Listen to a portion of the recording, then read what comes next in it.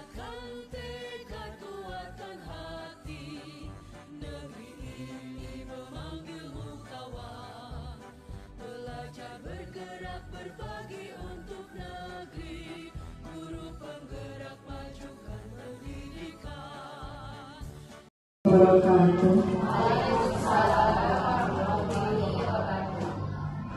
Asyhadu an la ilaha illallah wa asyhadu anna Muhammadar Rasulullah. Rabbi ishrah li sadri wa yassir li amri wahlul 'uqdatam min lisani yafqahu qawli. Amma ba'du. Yang terhormat Bapak Kepala Sekolah SD Negeri Cisintok, Bapak Dadan Gaslia SPD. Yang saya hormati calon guru penggerak angkatan 10 Ibu Lia Agus Sugianti SPD, serta pendidik dan tenaga kependidikan SD Negeri Cisintok yang telah hadir di ruangan ini yang saya banggakan. Puji syukur kehadirat Allah Subhanahu wa Ta'ala, karena atas berkat dan rahmat-Nya lah kita semua bisa berkumpul di sini dalam agenda pemberian materi dari calon guru penggerak Ibu Lia Agus Sugianti yang bertemakan diseminasi budaya positif untuk kegiatan calon guru penggerak angkatan 10.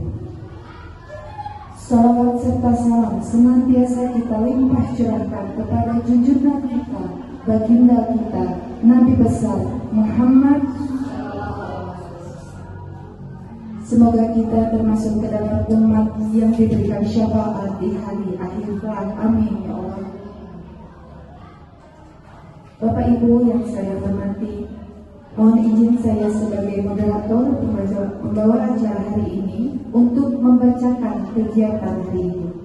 Yang pertama, pembukaan oleh MC atau moderator. Yang kedua, pembacaan doa yang akan dibacakan oleh Bapak Ihsan Purnama. Dilanjutkan dengan bersama-sama menyanyikan lagu Indonesia Raya. Lalu selanjutnya sambutan dari Bapak Kepala Sekolah, Bapak Dadan Gaslia SPD. Yang kelima, sebelum masuk ke materi diseminasi budaya positif, kita akan sama-sama melakukan extracting terlebih dahulu yang akan dipimpin oleh Bu Neneng Nurhayati. Dan yang terakhir, kegiatan inti yaitu pemberian materi oleh calon guru penggerak Ibu Lia Agus Sugianti yang bertemakan diseminasi budaya positif. Untuk memulai acara selanjutnya dan supaya acara berjalan dengan hikmat dan bermanfaat bagi kita semua, sama-sama kita akan mendengarkan pembacaan doa yang akan dibacakan oleh Bapak Ihsan Purnama. Maka Bapak Ihsan.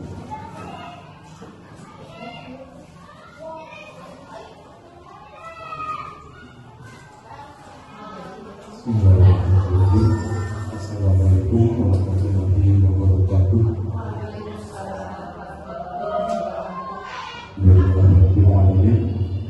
Kali ini kita semua berkumpul dalam rangka untuk dalam grupnya tersebut. Semoga biasa ini kita kemudahan dan berlaksana dan mendapatkannya sebagai aktivitas. Allahumma sholli ala sayyidina wa syafi'il nabiyyin wa sallallahu Bismillahirrahmanirrahim. Bismillahirrahmanirrahim. Ya Allah, ya Allah, wa bihi wa bihi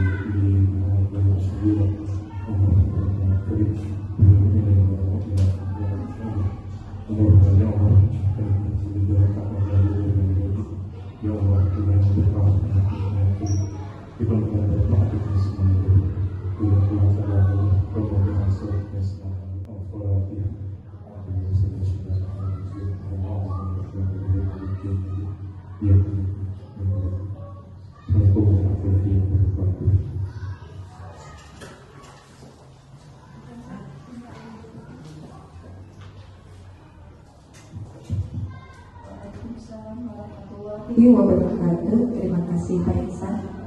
Semoga lantunan pembacaan doa yang Pak Ihsan lakukan memberikan semangat kepada kita semua dan menjadikan agenda hari ini menjadi berkah dan ilmu yang bermanfaat bagi Bapak Ibu semua. Amin ya Allah ya Rabbal alamin.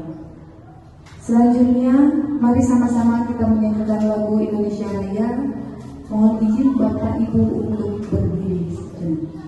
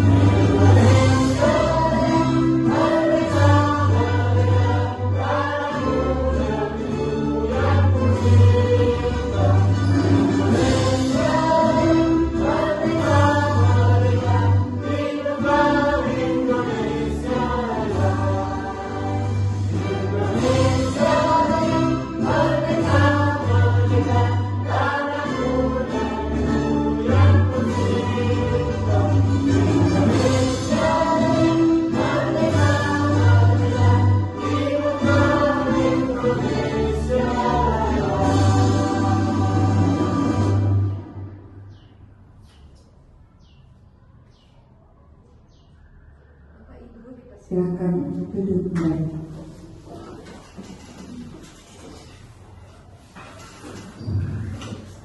Setelah menyanyikan lagu Indonesia Raya, sama-sama kita akan mendengarkan sambutan dari Bapak Kepala Sekolah SD Negeri Cisintok, yaitu Bapak Dadang Dasir SPD.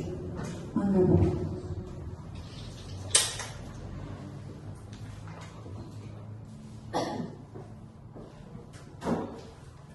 Bismillahirrahmanirrahim. Assalamualaikum warahmatullahi wabarakatuh. Waalaikumsalam warahmatullahi wabarakatuh. Sampurasun. Alhamdulillah. Alhamdulillahirabbil alamin. Wassalatu wassalamu ala asyrofil anbiya'i wal mursalin wa ala alihi wa sahbihi ajmain. Amma ba'du. Guru-guru yang saya hormati serta calon guru penggerak yang saya hormati dan saya banggakan.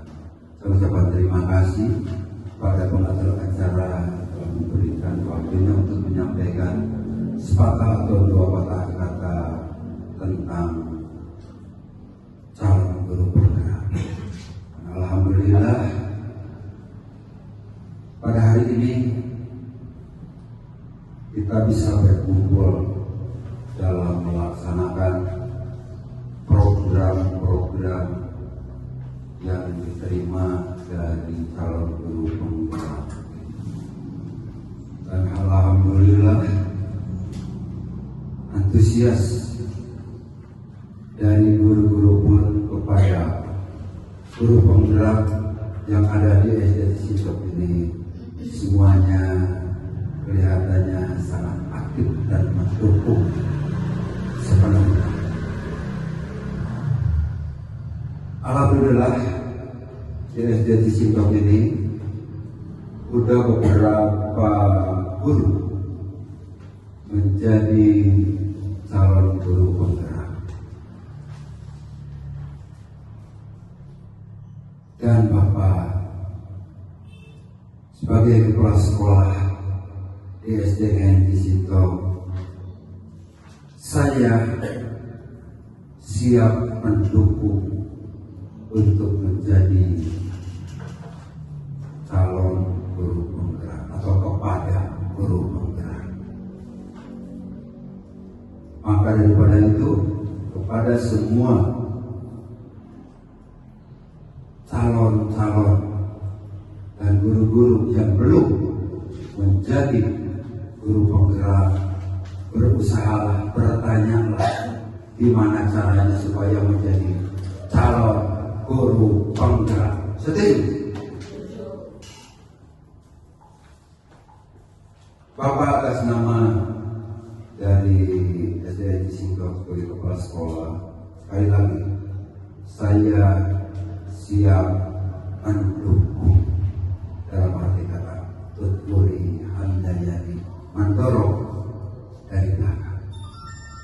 Barangkali itu saja yang Bapak bisa sampaikan. Mohon maaf apabila banyak atau ada kata-kata yang kurang berkenan di hati ibu atau bapak-bapak. Wabillahi taufiq wal hidayah. Assalamualaikum warahmatullahi wabarakatuh. Waalaikumsalam warahmatullahi wabarakatuh. Terima kasih Bapak. Betul sekali, dan kita sebagai guru di SD Negeri Cisingkok sangat bahagia sekali karena memang untuk melaksanakan menjadi calon guru penggerak itu butuh betul dukungan, tidak hanya dari rekan-rekan kerja, teman-teman pekerjaan, tapi juga dari Bapak Kepala Sekolah. Dan barusan kita sama-sama mendengarkan bahwa Bapak selaku Kepala Sekolah akan sangat mendukung dengan program dari calon guru penggerak. Jadi ini sebagai motivasi guru-guru yang lain untuk tidak takut mengikuti program apapun, karena dari pihak sekolah sudah mendukung. Karena Bapak banyak yang kita ketahui, banyak juga kasus yang pernah kita temui, ada beberapa guru yang memang kurang mendapatkan dukungan baik dari teman-teman rekan-rekan kerjanya, teman-teman sejawat ataupun dari kepala sekolah. Tapi alhamdulillah itu tidak kita alami di sini, gitu ya.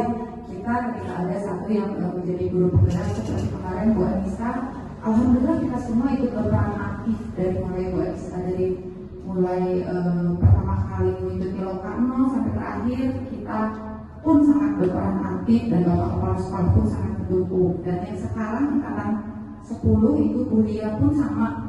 Saya melihat sekali, termasuk saya gitu, teman-teman rekan sejawat di sini betul-betul mendukung, dan alhamdulillah disambut positif dengan dukungan yang luar biasa dari Bapak Kepala Sekolah.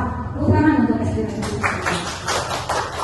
Terima kasih Bapak. Jadi yang lainnya ayo semangat, jangan diam di zona nyaman, jangan diam di satu tempat, karena betul kata Ki Hajar Dewantara, mendidik itu sesuai dengan zamannya. Jadi kita pun harus mengikuti zaman, kita harus mengikuti era, dimana kita juga harus berkembang. Dan salah satunya dengan mengikuti calon guru penggerak itu dengan mengembangkan potensi yang ada di diri guru itu tersebut. Jadi semangat Ibu Bapak Guru semua, kita saling mendukung untuk mengikuti program-program yang diadakan oleh Dinas Pendidikan. Terima kasih Bapak, terima kasih sekali. Mudah-mudahan Bapak sehat, bisa menyaksikan kita semua sukses di sini Bapak. Ya. Selanjutnya setelah sambutan dari Bapak Kepala Sekolah, Bapak Ibu karena sekarang itu diadakannya siang ya, sudah makan, sudah sholat, biasanya suka larinya ke mata, ngantuk, belum narasumbernya belum berbicara, materinya belum diutarakan, kita sudah ngantuk, sayang ya, nanti materinya tidak bisa ditangkap dengan baik gitu ya. Jadi sebelumnya kita ice breaking dulu ya, biar nggak ngantuk gitu ya. Bu Neneng, ayo Bu Neneng, ice breakingnya Bu Neneng, biar kita ngantuk ya Bapak Ibu, betul? Iya ya. Ciki. Kalau saya bilang ciki. 3 kali ciki. 3 kali. 2 kali ciki. Kalau saya bilang bam, berarti Bapak Ibu begini. Bam. Ciki bam. Ciki bam. Ciki bam. Nah, satu lagi, bum. Ciki bambu. Ciki bambu. Ciki bambu. Sama sekali. Ciki bambu. Ya sudah, kalau paling tidak sudah kita mengantuk ya, sudah fasilitas untuk mendengarkan materi tentang diseminasi budaya positif dari calon guru penggerak angkatan 10, yaitu Ibu Ria Agusrianti. Oleh karena itu, acara selanjutnya saya persilakan kepada Ibu Ria untuk memberikan materinya terkait dengan tema yang telah beliau angkat. Mangga Ibu Ria. Warahmatullahi wabarakatuh. Sebelumnya perkenalkan, saya Ria Agusrianti, calon guru penggerak angkatan 10 dari SDN Negeri Cisetok, Kabupaten Bandung Barat. Nah, tadi terima kasih kepada moderator dan Bapak Kepala Sekolah atas partisipasinya. Di sini mungkin saya akan langsung saja ke dalam materinya ya Bapak Ibu. Materi yang akan saya sampaikan saat ini adalah terkait dengan budaya positif. Apa sih itu sebetulnya budaya positif?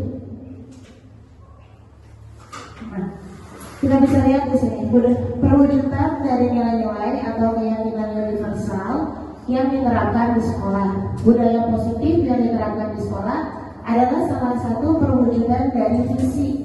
Nah, kalau pertemuan kemarin kita sudah membahas terkait dengan visi ya, visi dari SDN Negeri Cisetok itu apa?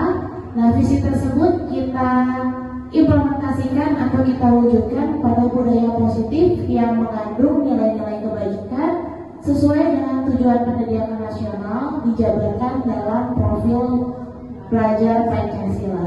Kenapa dalam profil pelajar Pancasila? Tentunya kita menginginkan anak yang memiliki nilai-nilai kebajikan sesuai dengan profil pelajar Pancasila. Masih ingat nggak profil pelajar Pancasila apa aja? Coba. Pertama, profil pelajar Pancasila yang pertama, P5, beriman dan bertakwa kepada Tuhan Yang Maha Esa. Yang kedua, coba Bu Rizkita apa? Berpendidikan global. Yang ketiga, coba Bu Dewi.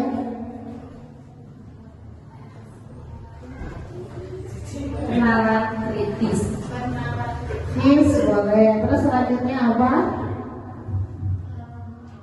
Beriman dan bertakwa kepada Tuhan Yang Maha Esa, berkebinekaan global, bernalar kritis, kreatif, betul, bergotong royong, dan terakhir mandiri. Itu P5 ya. Nah, kenapa harus berlandaskan kepada nilai kebajikan tersebut? Karena kita sekarang menginginkan anak murid kita berlandaskan kepada P5. Selanjutnya, budaya positif dapat dijalankan dengan menerapkan konsep-konsep yang terdapat pada disiplin positif melalui langkah-langkah, di antaranya memahami terlebih dahulu motivasi dari murid kita atau motivasi manusia berkaitan dengan hukuman atau penghargaan. Yang kedua, adanya posisi kontrol guru. Yang ketiga, pembuatan keyakinan kelas atau sekolah. Dilanjutkan, penerapan segitiga restitusi. Nah, ini sebetulnya semuanya ada di dalam PMM. Jadi nanti kalau yang ada mau aksi nyata PMM terkait ini tidak akan lebih paham. Besoknya tinggal bikin aksi nyata, upload aja, dapat sertifikat. Lanjut ya.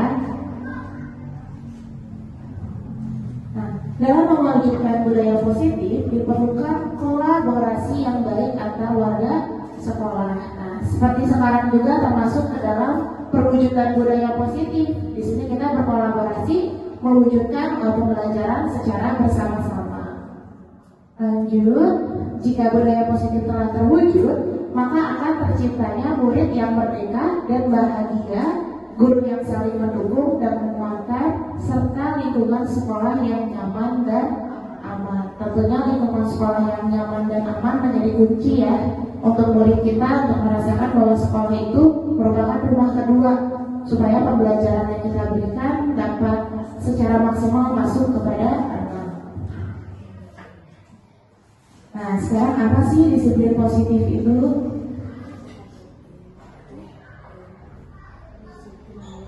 Disiplin positif yang pertama, cara penerapan disiplin yang mengajarkan anak untuk dapat bertanggung jawab dan menumbuhkan kesadaran diri berdasarkan nilai-nilai kebajikan. Nilai-nilai kebajikan yang tadi sudah kita bahas, yang kita akan angkat di R5.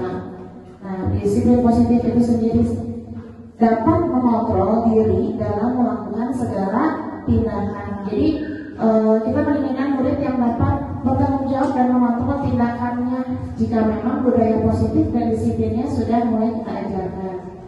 Yang terakhir, disiplin positif dapat membuat murid memahami, menyadari berdasarkan motivasi internal, bukan akibat paksaan, ujian atau hukuman. Jadi di sini maksudnya dengan adanya motivasi dalam diri peserta didik bahwa mereka itu pergi ke sekolah memang memiliki tanggung jawab untuk belajar, bukan atas dasar aku mah disuruh mama buat ke sekolah, aku mau ke sekolah supaya dapat hadiah dari ibu guru.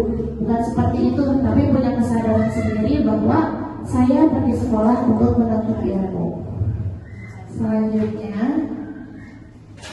nah tadi poin selanjutnya adanya kebutuhan dasar manusia. Kebutuhan harus atau dapat memenuhi kebutuhan dasar pada murid, dan guru berusaha menuntut dan mendukung murid dalam memenuhi kebutuhan secara positif. Ketika kebutuhan dasar tersebut sudah terpenuhi dengan baik, maka murid akan tumbuh dengan seimbang dan bahagia. Sebaliknya, ketika kebutuhan dasarnya tidak terpenuhi, otomatis murid akan mengalami emosi negatif, gampang merasa bosan dan kecewa. Bahkan mereka kemungkinan akan melakukan pelanggaran yang menentang dengan nilai-nilai kebajikan. Misalnya ketika murid diperintahkan untuk pergi ke sekolah, padahal kenyataannya dia lagi kurang enak badan, tapi mamanya sok aku pergi sekolah maksa, otomatis murid tersebut di sekolah pun tidak akan semangat kan untuk belajar. Nah, ada apa aja sih kebutuhan dasar manusia itu? Ada 5. Yang pertama, bertahan hidup. Yang kedua, kebebasan. Yang ketiga, adanya kesenangan.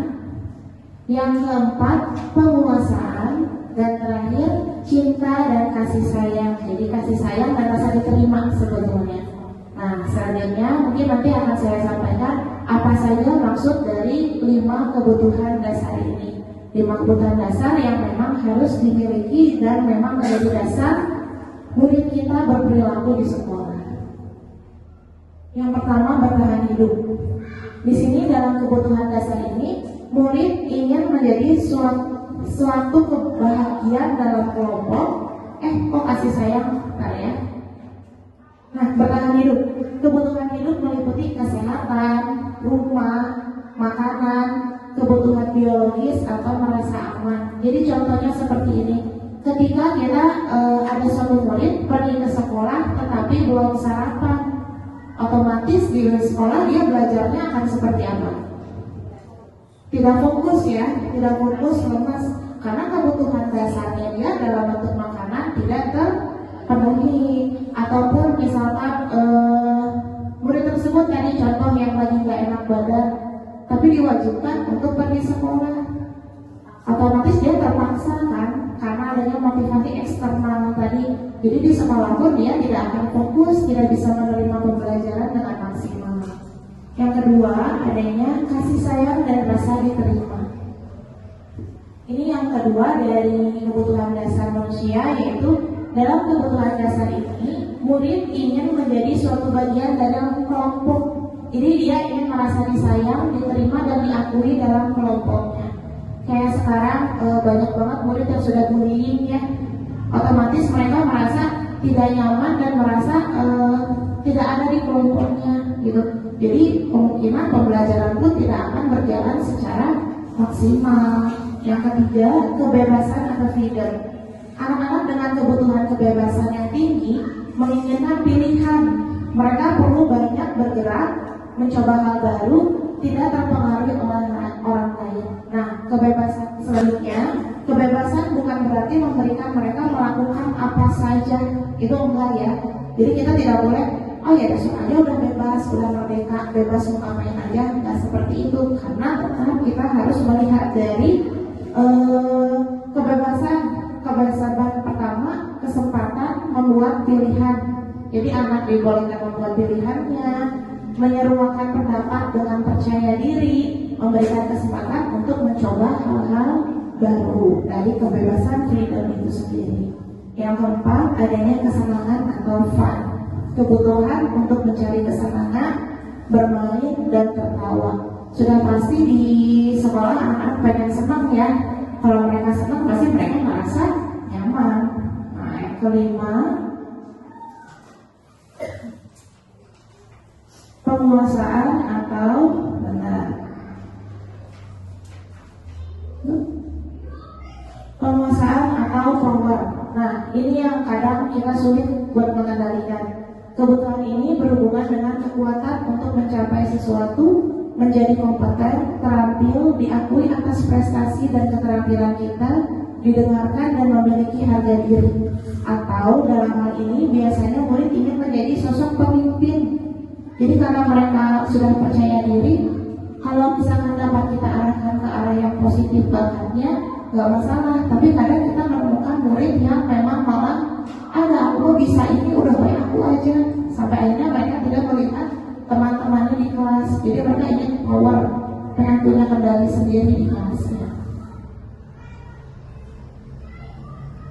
Jangan ngantuk ya Bapak Ibu, masih banyak ini.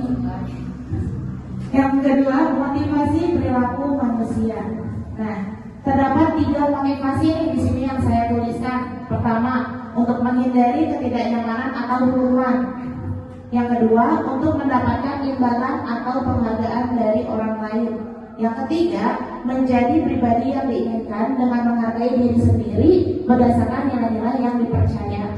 Kira-kira kan motivasi itu sebetulnya ada 2, motivasi internal dan motivasi eksternal. Kira-kira dari ketiga macam ini mana saja termasuk ke dalam motivasi internal atau eksternal dulu deh? Motivasi eksternal dan 2, kira-kira yang mana?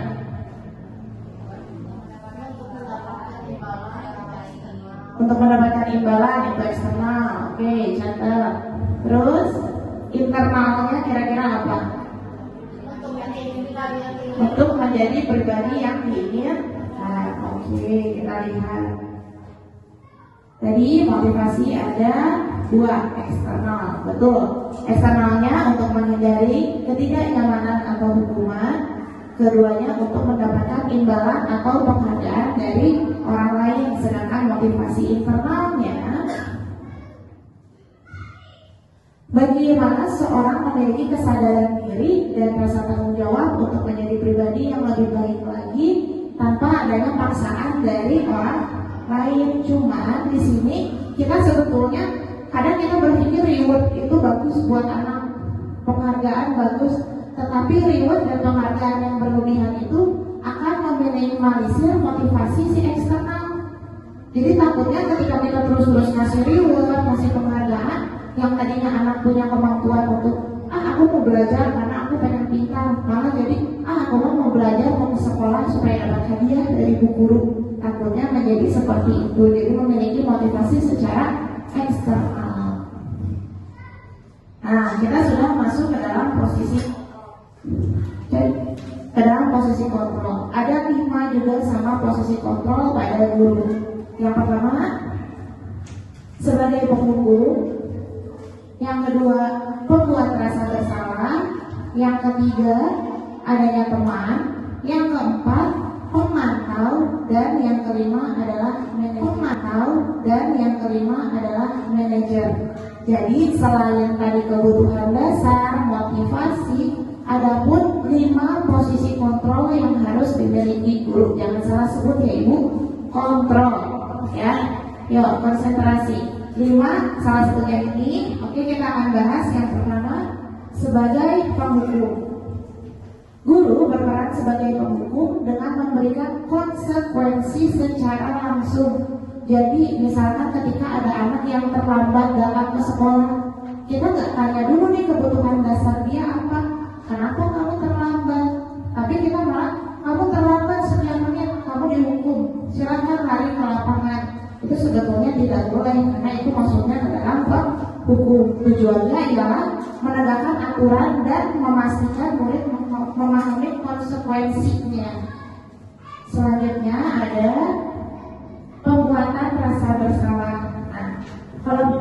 bersama ini lebih ke dengan kata-kata yang lembut. Jadi misalnya kalau anak telat kayak tadi, ibu tahu kamu telat. Kenapa sih kau bisa telat? Padahal kan kamu biasanya nggak telat. Nah, hal tersebut dengan kata-kata lembut tersebut sebetulnya pada posisi murid akan memiliki penilaian atas dirinya sendiri. Jadi murid takutnya nanti, oh iya ya, kan aku biasa telat ya. Di situ juga sebetulnya tidak baik karena akan jadinya bikin murid down gitu. Yang tadinya mereka merasa mereka semangat, tapi sama guru malah diomongin kayak gitu, jadi kenapa ya? Jadi mereka kecewa akan dirinya sendiri. Yang ketiga adanya teman. Nah, kalau teman ini lebih ke kayak guru pada posisi ini tidak akan menyakiti murid, namun tetap berupaya mengontrol murid melalui persuasi. Guru di posisi ini menggunakan hubungan baik dan humor. Jadi lebih kayak ngobrol, gimana sih kita ngobrol sama teman. Biasanya kayak kata-katanya itu, ayo bantulah ibu gitu, demi bapak ya. Ayo ingat, tidak bantuan bapak selama ini apa ke kamu. Jadi memposisikan dirinya itu sebagai teman. Tapi di sini juga pasti ada negatifnya kan ya. Jadi anak tidak menghargai posisi guru itu seperti apa. Selanjutnya memantau atau mengawasi murid. Di sini pada saat mengawasi kita bertanggung jawab pastinya atas perilaku orang yang kita pantau. Kita lagi pantau murid nih, otomatis kita memiliki tanggung jawab atas sikap murid tersebut seperti apa. Nah, biasanya kata pertanyaan yang diajukan oleh pemantau, peraturannya apa? Kalau misalkan mereka melakukan kesalahan nih, kita lagi mantau, mereka mau mengerjakan tapi mereka melanggar, kita harus bilang peraturannya apa. Kok bisa sampai salah atau gimana kalau pemantau. Nah, terakhir posisi manajer. Pada posisi manajer ini, posisi di mana guru berbuat sesuatu bersama dengan murid, mempersiapkan murid, mempertanggungjawabkan perilakunya, mendukung murid agar dapat menemukan solusi dari permasalahan yang dibuatnya. Tugas seorang guru atau manajer bukan untuk mengatur perilakunya, tetapi membimbing murid untuk dapat mengatur dirinya sendiri. Perkataan seorang manajer biasanya, apa yang kamu yakini, kembali keyakinan pada perjanjian anak, atau apa rencana kamu untuk memperbaiki kesalahan kamu. Contohnya tadi kalau anak terlambat, kita tanya, ibu tahu kamu terlambat, nggak apa-apa. Kenapa kamu terlambat? Anak menjelaskan, lalu kita bertanya lagi, kira-kira kedepannya harus gimana ya supaya kamu tidak terlambat. Jadi kita memberikan solusi seperti itu dan anak menemukan titik permasalahannya untuk memperbaikinya. Nah, next, kira-kira posisi kontrol apa yang sebaiknya dimiliki oleh guru dari kelima posisi kontrol tersebut? Manajer. Kenapa manajer? Next, karena guru sebaiknya menempatkan diri pada posisi kontrol manajer. Dalam kondisi ini, guru bersama dengan murid berdiskusi terkait dengan permasalahannya nih. Jadi permasalahan apa yang sedang dihadapi, mempersilahkan murid untuk bertanggung jawab atas kesalahannya dan mendukung murid agar menemukan solusi atas apa yang sedang dihadapinya. Posisi kontrol manager mengatur pada restitusi yang dapat menjadikan murid sebagai manajer bagi dirinya sendiri, terciptanya identitas positif atau berhasil dari murid. Diminum dulu atau Bapak Ibu masih haus di siang tuh. Selanjutnya, kenapa keyakinan kelas bukan peraturan kelas?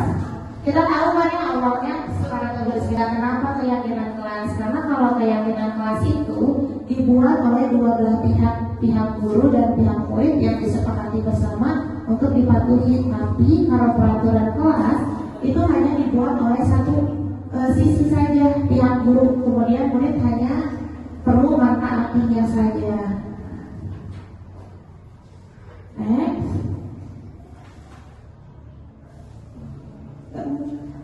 Nah, ini tahapan terakhir dari diskusi kita hari ini. Alhamdulillah ya, sudah siang ya, sudah capek, sudah banyak yang ngantuk.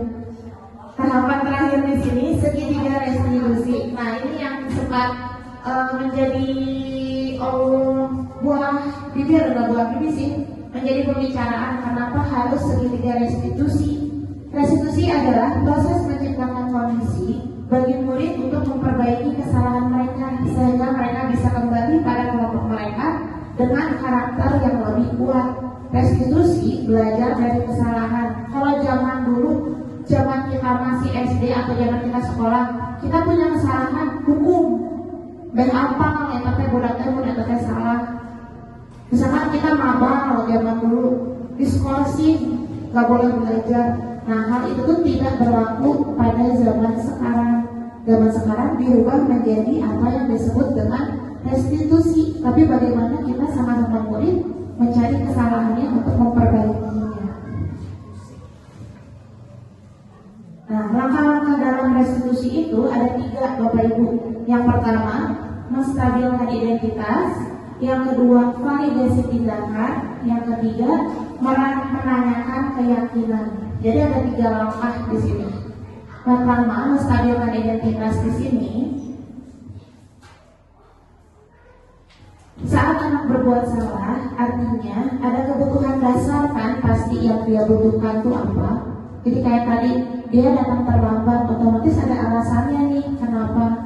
Terus dia lemes belajarnya, ternyata alasannya dia belum makan. Nah, jadi saat anak berbuat salah, artinya ada kebutuhan dasar yang tidak terpenuhi bagi mereka.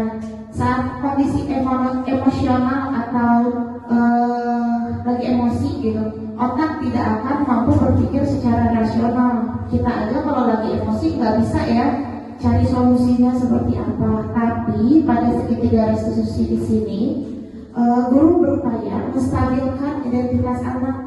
Jadi guru membawa anak untuk tenang dulu, untuk calm down dulu, supaya anak dapat diarahkan untuk menyelesaikan masalahnya sendiri. Nah, beberapa kata yang dapat digunakan, contohnya misalkan ketika anak tersebut tadi terlambat, gak apa-apa terlambat, tapi kedepannya jangan diulangi lagi ya. Atau ibu juga pernah kok terlambat, tapi dari situ ibu belajar bahwa terlambat itu tidak baik.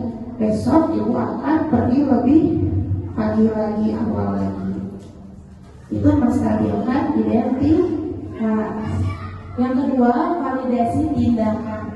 Nah, setelah kita menstabilkan identitas anak, kita memvalidasi tindakannya. Pada tahap ini, guru berusaha memahami kebutuhan dasar yang melatar belakangi anak berbuat kesalahan. Kalimat-kalimatnya biasanya, kamu pasti punya alasan nih, kenapa tadi kamu terlambat. Jadi kita stabilkan dulu identitas, langsung kita validasi tindakannya. Tindakan si anak melakukan kesalahan itu seperti apa. Yang terakhir, menanyakan keyakinan. Aduh, pencet. Nah, yang terakhir menanyakan keyakinan. Jadi, teori kontrol menanyakan kita pada dasar termotivasi secara internal. Yang awal tadi, ketika identitas sudah berhasil kita stabilkan atau tercapai, dan tingkah laku yang salah telah divalidasi bahwa tindakannya itu salah, apa solusinya coba yang memang bisa dilakukan oleh kamu untuk memperbaiki kesalahan yang telah kamu buat. Seperti itu. Terakhir, restitusi dianggap mampu memecahkan masalah peserta didik karena memiliki ciri-ciri. Restitusi bukan untuk menebus kesalahan, namun bagaimana menjalani kesalahan sebagai suatu pelajaran. Jadi kamu salah, tetapi kamu harus belajar dari kesalahan kamu itu sendiri.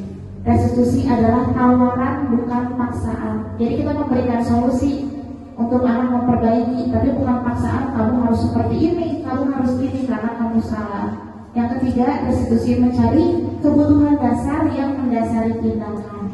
Tadi memang kebutuhan dasar apa ya? Nah, keempat, restitusi fokus pada solusinya. Yang terakhir, restitusi fokus pada karakter bukan tindakan. Nah, terima kasih, sekian dari saya. Mungkin ada pertanyaan atau tidak dari Bapak Ibu terkait tadi posisi kontrol, terus segitiga restitusi, keyakinan kelas, dan apalagi tadi materinya satu lagi, disiplin positif, ya boleh. Terus tadi satu lagi apa? Kebutuhan dasar dari manusia. Mungkin sekian dari saya. Kalau mau ada pertanyaan maka ada pertanyaan terkait dari materi yang oke, Bu Neneng boleh. Kira-kira apa yang ingin ditanyakan oleh Bu Neneng? Assalamualaikum warahmatullahi wabarakatuh. Terima kasih atas waktunya. Saya ingin menanyakan tadi yang materi yang diberikan mengenai disiplin positif ya. Yang saya tanyakan yaitu bagaimana ya cara menumbuhkan disiplin positif pada anak ya yang istilahnya tuh tidak harus selalu diberitahu gitu. Jadi caranya itu seperti apa sih beri kita ke anak itu, jadi dia tuh supaya kalau ini mah udah menjadi habit gitu ya, atau kebiasaan tanpa harus disuruh, tanpa harus diberitahu, tanpa harus diingatkan gitu. Jadi kita sebagai guru ya, kita kan gurunya tuh cara memberikan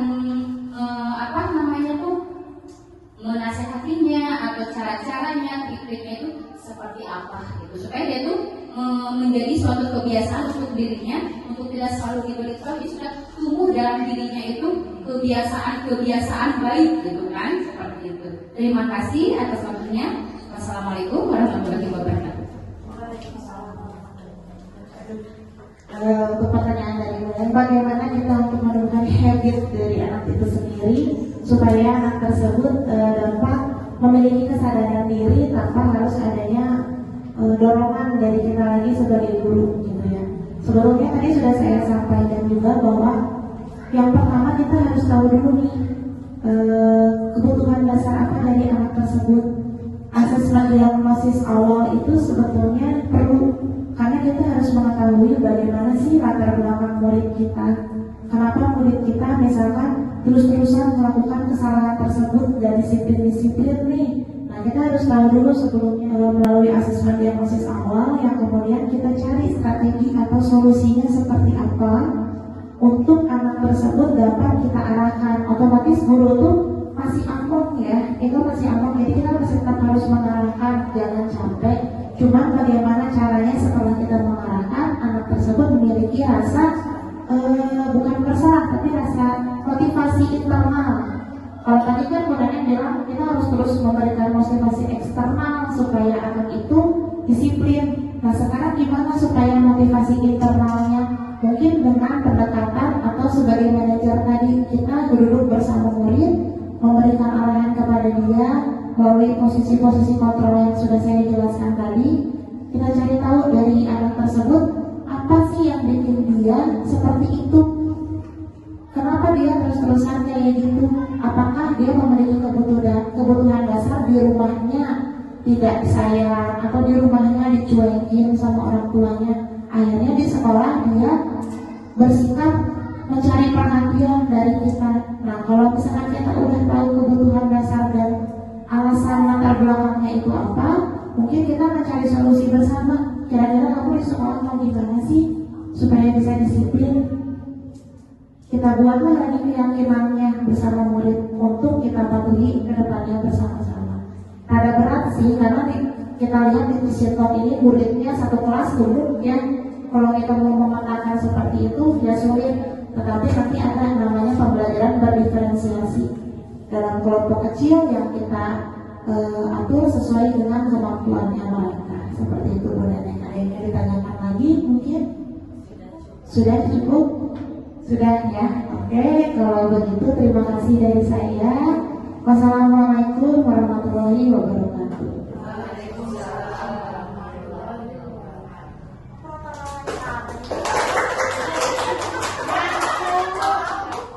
Iya, Bapak Ibu semua, alhamdulillah kita sama-sama telah mendengarkan materi yang sangat bermanfaat dan sangat dibutuhkan oleh para guru semua. Kalau boleh saya mengutip sedikit dari tadi yang Ibu Ria sudah sampaikan tentang budaya positif, yaitu budaya positif adalah dijalankan untuk menerapkan konsep-konsep yang terdapat pada disiplin positif. Jadi kata kuncinya itu disiplin. Sebelum kita berbudaya positif, guru-guru juga harus menumbuhkan disiplin terlebih dahulu, baik untuk guru itu sendiri, terlebih untuk siswa-siswanya, begitu ya. Dan ketika disiplin itu sudah tercipta, sudah bisa terjalin gitu dengan baik antara guru dan siswanya, oleh karena itu tersebut sudah tumbuh di antara guru dan siswanya, maka akan dengan otomatis menjadi budaya positif untuk sekolah tersebut. Dan akhirul kalam, saya sebagai moderator mengucapkan terima kasih atas waktu yang telah diberikan oleh Bapak Ibu semua, dan terima kasih juga kepada Ibu Ria Agusrianti selaku narasumber dan calon guru penggerak angkatan 10. Semoga ilmu yang Ibu berikan dan kami terima saat ini bisa bermanfaat untuk kita semua dan bisa diamalkan dalam kehidupan kita sehari-hari di sekolah. Amin ya Allah ya Rabbal alamin. Bapak Ibu, mohon maaf jika ada kata-kata yang kurang berkenan, kekurangan diri saya, kesempurnaan hanya milik Allah Ta'ala. Akhirul kalam. Wassalamualaikum warahmatullahi wabarakatuh.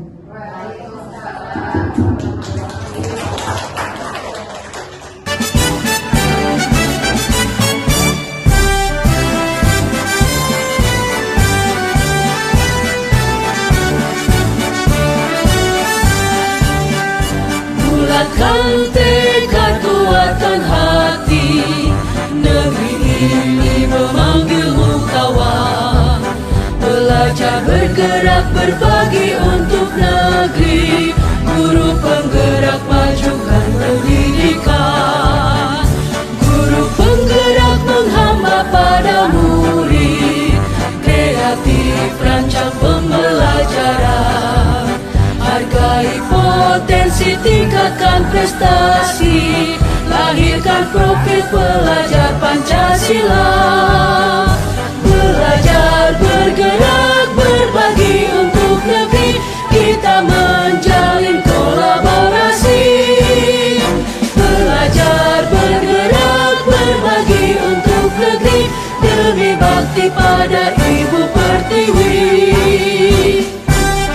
Kegiatan untuk menumbuhkan dan meningkatkan kompetensi guru yang senantiasa harus berkembang dengan kebutuhan zamannya. Jadi terima kasih sekali kepada Ibu Ria Agusrianti sebagai calon guru penggerak, dan juga kepada Dinas Pendidikan Indonesia yang mengadakan program seperti ini, sehingga kami para guru dapat meningkatkan potensi dan mengembangkan kemampuan kami untuk lebih baik lagi dalam proses belajar mengajar terhadap siswa. Terima kasih. Wassalamualaikum warahmatullahi wabarakatuh.